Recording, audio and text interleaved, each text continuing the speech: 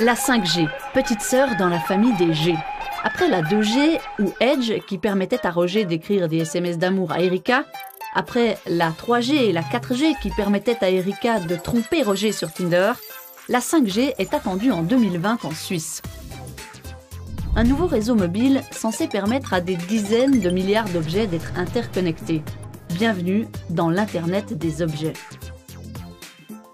Les opérateurs téléphoniques la promettent ultra rapide, jusqu'à 100 fois plus rapide que la 4G. Le temps de latence aussi sera raccourci, c'est-à-dire le temps d'attente lors d'une connexion. D'environ 50 millisecondes actuellement, il passerait à une pauvre milliseconde, de quoi rendre possible la traduction simultanée, la conduite en temps réel de voitures ou de robots de chirurgie. Erika profitera, elle, de débits jusqu'à 1 gigabit par seconde. Télécharger un film en HD sur son téléphone ne prendrait alors qu'une poignée de secondes. Rapide, puissant, réactif, etc. Donc magique? Non, physique. L'idée de la 5G, c'est d'utiliser des bandes de fréquences d'ondes électromagnétiques moins fréquentées que celles de la 4G. Par exemple, les supra-hautes fréquences. Plus les fréquences hertziennes sont hautes, plus le débit de données peut être important. En utilisant pour la 5G des fréquences entre 3 et 30 GHz, les ondes deviennent centimétriques, plus courtes et plus rapides que les ondes métriques utilisées pour la 4G. Elles permettent donc d'augmenter les gigabits. Un inconvénient? Plus la fréquence est haute, plus la portée des ondes est courte. Les ondes se propagent moins bien, plus facilement stoppées par des obstacles urbains par exemple. La solution? Des antennes. Toujours plus d'antennes. Une antenne mère et beaucoup d'antennes relais, appelées les small cells. En Suisse, l'Office fédéral de la communication estime que plusieurs milliers d'antennes supplémentaires devront être construites pour accueillir la 5G. Et c'est précisément ça qui fait peur à certains. En septembre 2017, 170 scientifiques de 37 pays demandaient à l'ONU un moratoire sur la 5G. En attendant des études sérieuses qui prouveraient que ces nouvelles ondes balancées sur le marché n'allaient pas nous faire exploser le ciboulot. Parmi les signataires, un docteur en biologie vaudois, Daniel Favre, et un médecin bâlois. Ils y évoquaient des risques possibles de cancer, de stress cellulaire, de dommages génétiques, de troubles neurologiques ou d'impact sur le système reproducteur. Malgré ça, les installations d'antennes test se poursuivent en Suisse aussi. La 5G pourrait débarquer dans moins d'1 an. La vieille 2G, elle, sera démantelée en 2020. Le vieux téléphone portable à bouton de Roger ne sonnera plus, et pour Erika, qui veut tester la 5G, un nouvel appareil sera nécessaire. De quoi faire marcher Internet et le commerce à la vitesse de l'éclair. Et Roger, qui n'a rien demandé, espère que son cerveau fonctionnera aussi rapidement qu'avant.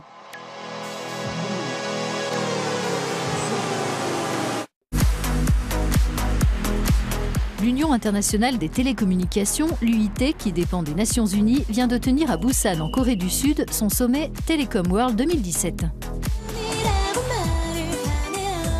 Malgré la K-pop, le rendez-vous est des plus sérieux. Gouvernements et entreprises de technologie sont là pour parler des dernières avancées numériques. Exemple, le développement des villes intelligentes. Une ville intelligente, c'est quoi? Eh bien, Busan dispose d'un système qui enregistre le trafic et informe de la présence d'un accident. Un autre dispositif mesure la quantité de gaz à effet de serre émis à l'intérieur des bureaux. Ici, dans le domaine de la santé, on surveille l'état des patients en temps réel et on envoie l'information aux médecins. Et là-bas, c'est intéressant, ce système coupe automatiquement votre smartphone quand vous traversez la rue pour éviter un accident par manque d'attention.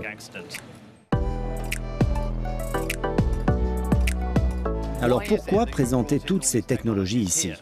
Le plus important, c'est de voir comment on facilite la vie des gens et comment on renforce leur sécurité, parce que les Coréens font déjà l'expérience des appareils de l'Internet des objets et ils veulent des services encore plus perfectionnés. En Europe aussi, on travaille sur les villes intelligentes. En Suisse, par exemple, une grande entreprise de téléphonie mobile mène des tests pour voir comment ces données peuvent être utilisées pour analyser le trafic. On a beaucoup de données mobiles. On génère chaque jour 20 milliards d'événements sur tout le réseau. C'est-à-dire chaque fois que votre téléphone se connecte à une antenne, ça crée ce qu'on appelle une trace numérique. Et on a approché les villes pour leur dire, ben voilà, on va pouvoir en temps réel vous montrer le trafic. Et puis sur cette base-là, ben, ça va permettre maintenant à mieux cerner les enjeux et la planification des villes. Mais l'avènement des villes intelligentes nécessite la mise en place de réseaux ultra rapides comme la 5G. L'UIT définira les fréquences pour ce réseau d'ici 2020 et annonce une évolution fondamentale dans la connectivité. La 5G offre un environnement hyper connecté aux consommateurs. Donc tous les appareils qui sont connectés, utilisés pour la vie quotidienne des utilisateurs, devront être connectés à la 5G. La sécurité était aussi au cœur de ce sommet. Un enjeu crucial quand on sait que le nombre d'appareils connectés devrait passer de 6 millions aujourd'hui à 200 millions en 2025. L'une des solutions consiste à tenir compte de cet aspect dès la conception des objets. On doit changer notre manière d'aborder la cybersécurité. À l'avenir, il nous faudra des systèmes plus proactifs, de la sécurité intégrée dès la conception des appareils. Il ne s'agit plus de rajouter des boîtes ou des logiciels supplémentaires sur les appareils, mais bien de faire en sorte qu'ils soient plus sûrs dès le départ.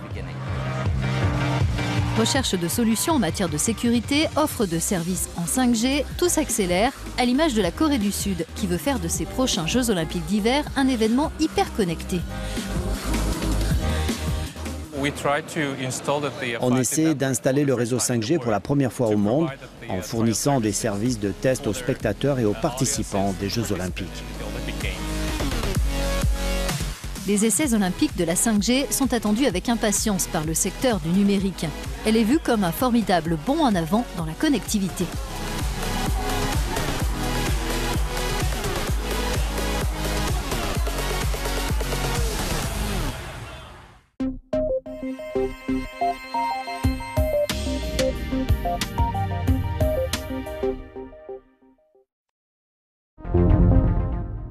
Hey, I want to give you a quick update on some of the things that we're hearing this year at Mobile World Congress 2019. The theme this year is intelligent connectivity. And overwhelmingly, what we're hearing the first 2 days that we've been here is about artificial intelligence. Yes. Now, again, remember, this is the World Convention of the telephone industry. But their main theme is artificial intelligence.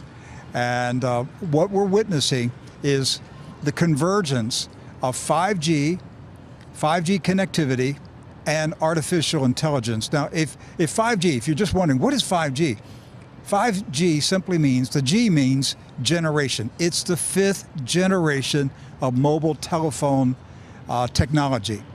And so, you know, another generation comes out about every 10 years. Mm-hmm. Mm-hmm. And I was thinking today, how much the world has changed since 4G came out. Right. Can you remember 3G? Think about this. Netflix would not exist today without 4G. Okay, well, that is very true. Uber would not exist today without 4G. You know, being here in a different country, we're often running 3G on our cell phone. You can tell the big difference from when we're at home with 4G. Yes. There is a difference, but comparable to 5G, wow, it's going to be now think about quite different. Okay, so can you remember 2G? Oh, yes. Can you remember 1G? Okay, so the first generation of mobile phones. That's back, some of you will remember, that's when your mobile phone was the size of your boot. Right. Oh, yeah. And I never had a mobile phone, a car phone. The big bricks. The bricks, the car phones. And that's, you had a whip antenna on the back of your car. Yeah. And this massive console and a telephone receiver. Yes. Like a big old... The rotary. Yeah, yes. with a rotary dial, yes. all right? Yes. That was, that's been decades ago. That's how far we've come. Yeah, and it's almost like I can't even remember when you weren't able to stream video to your phone. That's almost normal now. But it wasn't that long ago at all. Well, Paul, you worked for Apple. When did iPhone come out? The first iPhone, you couldn't stream video. Like I couldn't go on YouTube and watch videos because the cell service was because it wasn't good enough to stream video. Right. But the iPhone just came out, 2008? 2008, yeah. All right, so just 11 years ago. Mm-hmm. What's the point? The point I'm making is your life is already different in 4G than it was in 3G. Right. It's radically different than it was in 1G. And so we're going to 5G, and the jump from 4G to 5G is going to be greater than the jump from 1G to 4G. Right.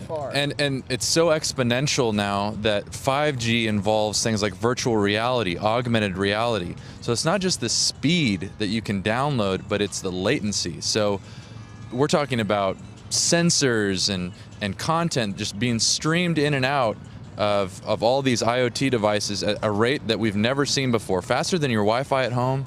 It's intense. It's way faster than your Wi-Fi. It's able to run every device 4K, whatever you got in your house, everybody at once. They'll be able to be online, as you'd say, and run without any issue. You will not see a difference. You know, guys, I can hear people right now watching us, and they're saying, why is this Christian news organization obsessed with 5G? I don't get it. That's true. You don't get it. This is why we keep repeating it to you. It's going to radically transform the world. Society. Entire society, civilization. It's going to transform human civilization. And we're trying to get the Church of God worldwide to wake up and realize the scope and scale of the transformation that we are looking at right now. Yeah. It's already underway. It's happening.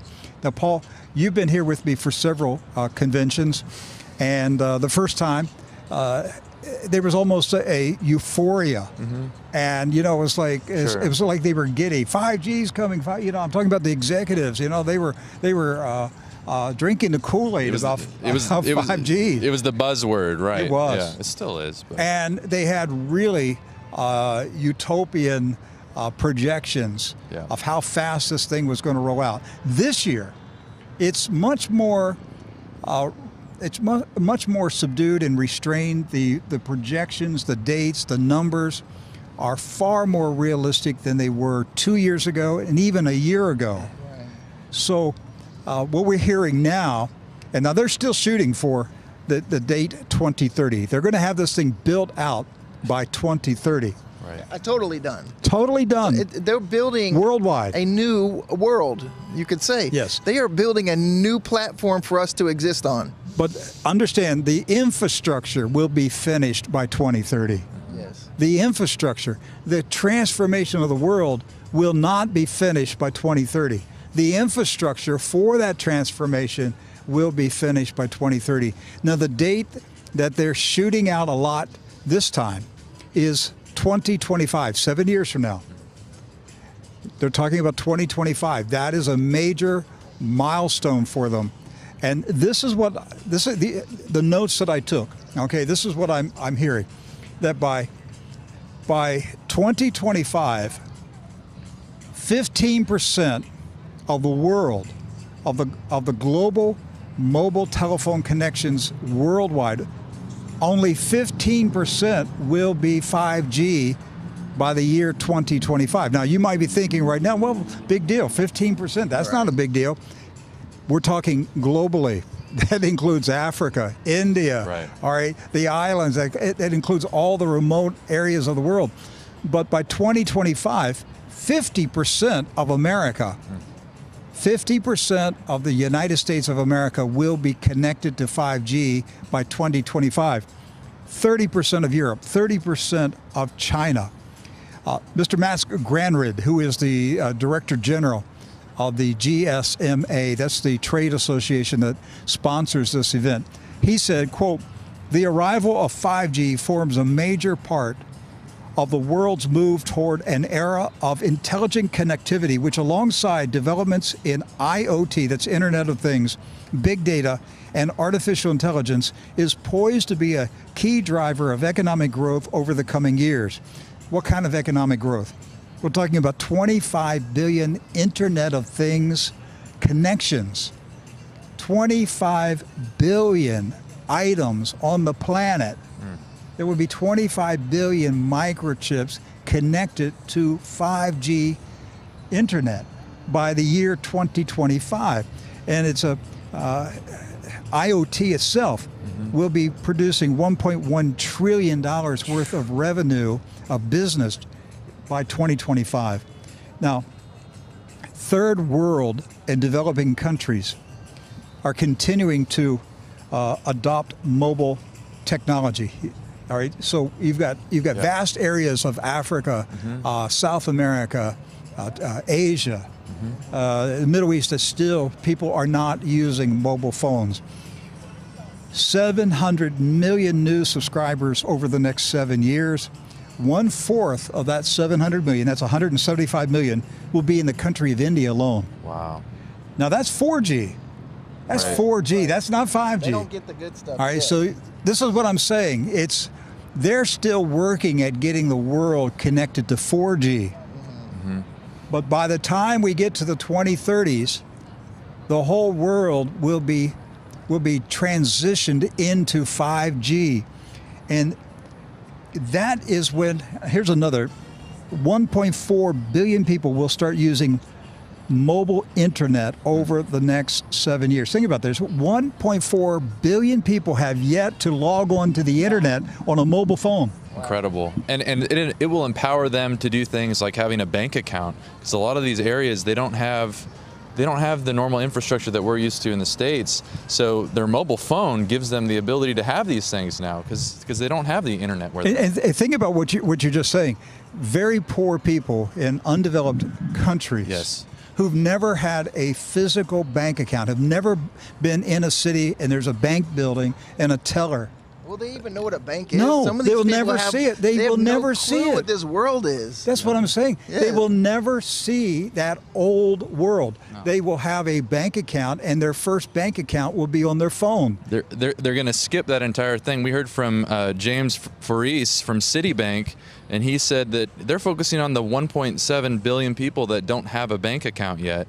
And I really wonder if blockchain and implants will have something to do with this, because these are people that don't understand technology at all. They don't even have a bank account, but they're looking at ways to allow farmers to be able to do transactions, quick, small transactions. But it's not things like, savings account or loans. They just want to be able to buy and sell. That's it. They want to be in this world market. That's what they want. They want to grab that section of the world that hasn't been involved in any of this, and they can supply that to them without the infrastructure of a bank being built. They will never have telephone wires. They will never have a cable running into their house. Never. They will have a 5G transmitter on their hut. Yes. Everybody's going to have a 5G transmitter. That's something that we need to talk about right now. That's a little scary to think about. It really is. And I plan in the coming weeks to devote time on True News to talk about the potential health hazards of 5G. Yes. Nobody's talking about it in a serious way right now. They don't even bring it up. It's never brought up here. I put a question in, as you can for text questions. That didn't show up on the screen at all. They will not talk about that. They barely touch on it. I remember 3 years ago, the only time I ever heard about the word radiation at all was from Matz himself, and he was saying that this is the stuff that I have to deal with behind the scenes, and then he quickly changed the subject. But he's talking to world leaders about the concerns, but this is stuff that the normal public don't hear about it. And I would just, it depends on where you live. I'm assuming most of our audience is in the United States. But depending on where you live and where you live in the USA, you will notice 5G transmitters going up right now. That's right. That's right. And in the state of Florida. And they're going to be putting them on houses. They're calling them fixed wireless access. So you'll see these little, you see like dishes on top of houses to get TV access. And even right now, if you have poor cellular connectivity, you can call your cell company and they'll put a little cell booster on your house. But now they're going to be putting in 5G boosters on your home. And this is how they're going to have this spread. But I mean, the amount of radiation that's going to be constantly penetrating you and your family if you install one of these or your neighbor installs one, it's serious. It passes through drywall like you wouldn't believe. Hey, even if you're saying, "Hey, I'm not putting one on my house," well, I got news for you. Your neighbor is. Your neighbor is, but I got some other news for you. All right, states in America are already a ruling that the state right-of-way along roads and streets and highways is a fertile ground for 5G transmitters. So that right-of-way that the state has going through the edge of your yard, along the road or the street, the states are saying, hey, we're going to put 5G transmitters in that right-of-way. You can't do anything about it. It's going to be in your front yard. They're building the new superhighway. Right. If you would, and we know if you have land on the superhighway, they will buy your land out, and so you just have to move. Well, this is what they're doing, but they're doing it with the houses still there. And this is how they're going to cover mass amounts of area. You hear 5G, it's not just a certain kind of antenna. They're saying that it's taking all spectrum. So if you know anything about radio or television, 5G is going to encompass all of the spectrums available. So all the metropolitan areas will be covered with really fast, dense signals, and then they have a new generation of mid and low band technology that'll help cover these rural areas. That's why television stations and radio stations are starting to go off the air, because the owners are being offered vast sums of money to sell their rights to the bandwidth that they receive from the FCC.